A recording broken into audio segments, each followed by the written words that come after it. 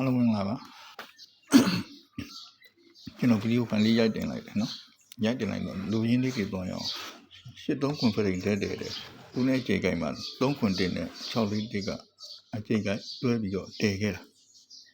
အဲ့ဒါဆိုရင်ဒုတိယတစ်ခါမှာလည်းသူ83ခွန်တဲတယ်လူရင်းတွေပဲသွားလိုက်တော့မယ်နော်အဲ့မဲ့သူနဲ့ကြေကိုင်မှာသူတင်5တင်နဲ့9ခွန်တွဲပြီးတော့သူကစားခဲ့တာတွဲပြီးကစားခဲ့တော့အဲ့ဒီ3ခွန်တစ်ကလေးပြန်ထုတ်ဖို့သူနဲ့တွဲခဲ့တဲ့6လေးတစ်ကလေးကကျွန်တော်တို့ပထမဆုံးတစ်ခါ931လို့ဆောင်းထိုးမယ်435လို့လှဲမယ်သူ့အောက်ကကဏ္ဍတွေကပြန်ကြထားလိုက်အောင်အဲ့435လဲတဲ့စီကြုံနဲ့အချိန်ခိုင်းမှာအဲ့416လေးကနားခဲ့တာနော်နားခဲ့တော့ဟုတ်ပြီအဲ့416လေးကိုနောက်တစ်ခါ3နှစ်ကြုံပြန်ကစားတော့386ထောင်နဲ့ဘေးမှာသူပြန်ကစားခဲ့တာနော်ပြန်ကစားခဲ့တော့ဟုတ်ပြီအဲ့ဒီ386ထောင်နဲ့စီကြောမှာသူဘာတွေပါခဲ့တာလဲခွန်84လို့နော်ခွန်84လို့ပရိန်တယ်တယ်ဒီဘက်ကိုပြေးလိုက်411ဆောင်းထိုးတယ်အဲ့အပေါ်ကိုတက်လိုက်တဲ့303နှစ်က2နှစ်ကျော်လိုက်ထွက်မှာနော်လိုက်ထွက်တော့ခွန်3လုံး3ညလို့ဆောင်းထိုးပြီးထွက်ခဲ့မှာနော်အဲ့လိုတွေကစားထားတယ်အဲ့411ကနေတခါပြေးလိုက်တော့391ဖရိန်မှာ105လို့တခါဆောင်းပြန်ထိုးမှာအဲ့391ကသူ့ရှင်းနှစ်ကလာခဲ့တာနော်ထားလိုက်တော့ဒီသူ့ဆက်ဆက်မှုတွေက639ခွန်3ညနဲ့940ဖရိန်ကဒေါင်းကအကနန်ကလာခဲ့ပြီးရင်105ဆောင်းပြန်ထိုးမှာအဲ့ဆောင်းထိုးတဲ့105ဆိုတာထားလိုက်တော့နောက်ပြီးတော့105တွေပါလာမှာနော်အဲ့105ရဲ့အပေါ်ပြေးတက်လိုက်တဲ့386ထောင်နဲ့ပြီးမှအဲ့16လေးကတတိယကျိန်လိုက်ပေါက်ခဲ့တာနော်လိုက်ပေါက်ခဲ့တော့အဲ့ဒီ386လို့ထောင်နဲ့ဘေးက315နောက်တစ်နှစ်တခါလိုက်ထွက်မှာလိုက်ထွက်တော့ခုနကကျွန်တော်တို့ခွန်3လုံး3ညလို့ဆောင်းထိုးတဲ့230ဖရီနဲ့လိုက်ထွက်တာပြန်လန်ကစားတာနော်ပြန်ပြီးရင်943ညလို့ထိစီ3လုံးပြန်လှည့်ဆော့မှာအဲ့943ညကအပေါ်မှာကျွန်တော်တို့435လို့နောက်မိတ်3လုံးလှည့်ကစားခဲ့တာအဲ့435နဲ့အချိန်ကြိုက်ကို416ကဒုတိယကြိမ်ပေါက်ခဲ့တာနောက်ဆုံးကြိမ်ပေါက်တော့386နဲ့ပေါက်တာပေါက်တော့ဟုတ်ပြီအဲ့ဒါသူနောက်ဆုံးကြိမ်ပေါက်တဲ့အချိန်မှာ386ရဲ့ဘေးက315နောက်တစ်နှစ်လိုက်ထွက်မှာနော်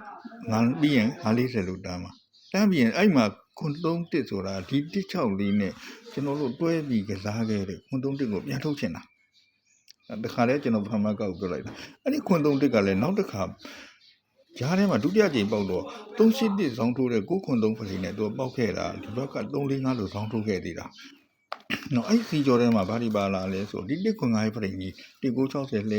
ကစားကွက်ကြီးကအကြီးပေါ့နော်1ခွန်5ဖလိခွန်5ဖလိနဲ့အချိန်ကိုင်းမှာ381ဆောင်းထိုးတယ်6ခွန်3ဖလိတဲတယ်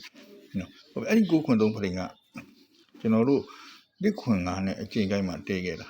နော်အဲ့6ခွန်3ကနေအောက်အချိန်ကိုင်းဆင်းလိုက်26ခွန်ဆိုတာအပေါ်ကပြန်ကြလာအဲ့တဲတဲ့26ခွန်နဲ့အချိန်ကိုင်းကိုအဲ့6ခွန်3ပြန်ထုတ်သေးတာနော်သူကစားကွက်ကအဲ့မှာသူက1ခွန်5ဖလိစီကြောကြီးပေါ့နော်အဲ့1ခွန်5ဖလိနဲ့သူက3ခွန်1ကဒုတိယကြိမ်နားခဲ့တာအဲ့နားခဲ့တဲ့3ခွန်1ကိုကျွန်တော်တို့ကဒီ386ရဲ့ဒေါင်းမှာ16လေးသူနဲ့တွဲရတဲ့ကောင်တတိယကြိမ်ပေါက်ခဲ့ခြင်းကြောင့်သူ့ရဲ့ဒေါင်းက315နောက်တစ်နှစ်ထွက်တဲ့စီကြော940လှဲတာရဲ့ဒီဘက်မှာအဲ့3ခွန်1ကိုကျွန်တော်တို့ကတတိယကြိမ်မြောက်ပြန်ထုတ်ကစားခြင်းလားနော်အဲ့ဆိုဟုတ်ပြီဒီမှာတွဲကြတာ151နဲ့99ခွန်နဲ့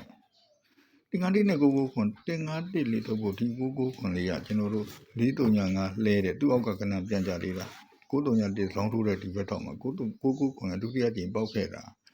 ပြီး3နှစ်ကျော်တော့သူကလည်း386ထောင်နဲ့ထောင်းမှာအဲ့99ခွန်ရဲ့တတိယကြိမ်3ကြိမ်မြောက်ပေါက်ခဲ့တာပေါက်တော့အဲ့ဒီ386ထောင်နဲ့စီကြောထဲမှာသူကဘာလာတာလဲဆိုတော့ကျွန်တော်တို့ပထမကလို့ပဲခွန်ရှိ4ဖရိန်ကိုတဲတယ်ခွန်ရှိ4တဲတယ်411ဆောင်းတယ်သူ့ဘောပြေးတက်လိုက်တဲ့354က2နှစ်ကျော်ကိုသူအချိန်ကကြီးပေါ့အချိန်20မှာလာပေါက်လို့ခွန်3လုံး3ညလို့ဆောင်းထိုးပြီးပေါက်ခဲ့တာနော်အဲ့လိုလေးပေါက်ခဲ့လို့အမှန်ကတော့အဲ့ဒီ354ရဲ့တောင်းမှာ354ရဲ့တောင်းဒီဘက်ကိုပြေးလိုက်တဲ့386ရဲ့ဘေးက938ကနောက်တစ်နှစ်ကျော်ထွက်တော့အဲ့ဒီကျွန်တော်တို့ဒီ940နဲ့တွဲပြီးထွက်ခဲ့တာပြီးရင်940လို့တခါထိပ်စီးတုံးလုံးပြန်လှဲတာတောင်ကိုကျွန်တော်တို့ကအဲ့ဒီ151ကိုပြန်ခေါ်ကစားခြင်းလားပြန်ကစားဖို့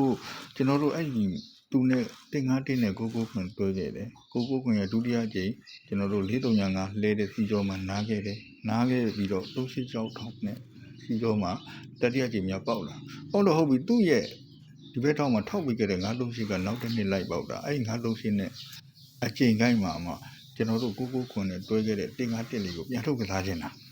ပြန်ထုတ်ကစားခြင်းတော့အဲ့တင်ကားတက်ကလည်းဂျားထဲမှာခွန်တင်ကားဖရိန်နဲ့လာခဲ့တာပဲဒီခွန်တင်ကားဖရိန်ဒီ960လဲတယ်အပေါ်မှာ381ဆောင်းထိုးတဲ့ခွန်63ဖရိန်ရှိတယ်နော်အဲ့ခွန်63ငါးလီအောက်ကိုပြည့်စင်လိုက်9 3ညတက်ကအပေါ်ကနေပြန်ကြခဲ့တာနော်ဒါစီတော်ကြီးနော်ကျွန်တော်လူရင်းတွေအဲ့တဲခဲ့တဲ့9 3ညတက်နဲ့အချိန်ကိုင်းမှာအဲ့ခွန်63က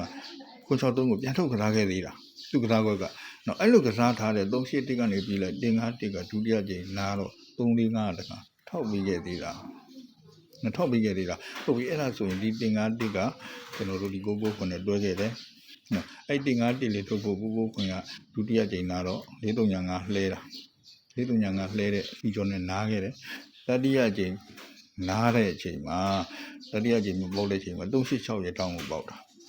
ပေါက်တော့သူ့ရဲ့တောင်းကိုထောက်ပေးရဲ့938ကနောက်တဲ့နေ့ကိုလိုက်ထွက်ပြီးအဲ့940ပြန်လှဲပေးတာအဲ့940လှဲတဲ့ဒီ983နဲ့အချိန်ကိုက်ကိုသူနဲ့တွဲခဲ့တယ်ကျွန်တော်တို့က9နဲ့တွဲခဲ့တဲ့151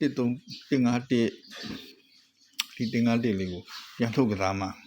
အဲ့လိုကစားဖို့အဲ့တင်ကားတက်လေးကရှေ့မှာ195ဖရိန်နဲ့တခါသူကအချိန်ကနားခဲ့သေးတာ345ဆောင်းထုတ်ပြီးတော့ဒါကျွန်တော်လူရင်းတွေကိုဖိုင်ရှေ့မှာဆိုလို့ကျွန်တော်ဖြတ်ပြီးပြောလိုက်တော့လားနော်အဲ့ဒီတခါခွန်တင်ငါးဆိုတယ်ကတခါဒီဘက်မှာသူကဘာဒီကစားလေးတာလဲဆိုတော့အဲ့ဒီခွန်တင်ငါးကဒီဘက်မှာခွန်တင်လေးဆောင်းထုတ်ပြီးတော့ဒါလူရင်းအဓိကကြလေး941ဖရိန်နဲ့ခွန်တင်ငါးဆိုပြီးတော့တခါတွဲခဲ့တာခွန်တင်ငါးနဲ့941နဲ့တခါတွဲခဲ့သေးတာနော်ဒီဘက်မှာလည်း9-4လို့တောင်းထိုးပြီးတော့အဲ့4-5-1ဖရိနဲ့ခွန်တင်ငါတွဲခဲ့တာနော်အဲ့ခွန်တင်ငါနဲ့4-5-1ကတွဲခဲ့ခြင်းကြောင့်အဲ့ခွန်တင်ငါနဲ့4-5-1ကတွဲခဲ့ခြင်းကြောင့် sorry ဒီ4-5-1နဲ့တွဲခဲ့ခြင်းကြောင့်အဲ့ဒီခွန်တင်ငါရဲ့တောင်းမှလာခဲ့တဲ့ခွန်3-1ကိုကျွန်တော်တို့ကဒီအချိန်ကြိုက်တဲ့8ခွန်1လဲတဲ့9-4-1ကြီးနဲ့အချိန်ကြိုက်ကိုပြန်ထုတ်ကစားမှာအဲ့ချိန်မှာ9-4-1လဲတာလေခုနေကသူနဲ့တွဲပဲကျွန်တော်တို့6လေးတွေနဲ့သူက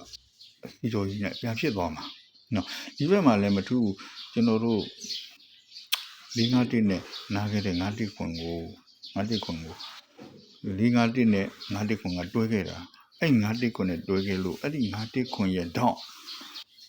ခွန်တင်9ရဲ့တောင်းဒုတိယကြိမ်နားခဲ့တဲ့တင်9-1ကိုကျွန်တော်တို့အချိန်ကြိုက်ပေါ့8ခွန်တင်လဲတဲ့4-5-1နဲ့ပြန်ထုတ်ချင်တာအဲ့ချိန်မှာ940ကစားကွက်တွေနဲ့ဒီ983ကသူရှင်းနစ်ကအဲ့ချိန်မှာသူ့နဲ့တွဲခဲ့တဲ့9ခွန်အရင်ထုတ်ပြီးတော့မှအဲ့983နဲ့အချိန်ကြိုက်ကိုကျွန်တော်တို့တင်9-1လေးကိုထုတ်ပြီးပြန်ကစားချင်တာနော်မရှင်းလို့ရှိရင်နှစ်ခေါက်လောက်ပြန်ကြည့်လိုက်ပါနော်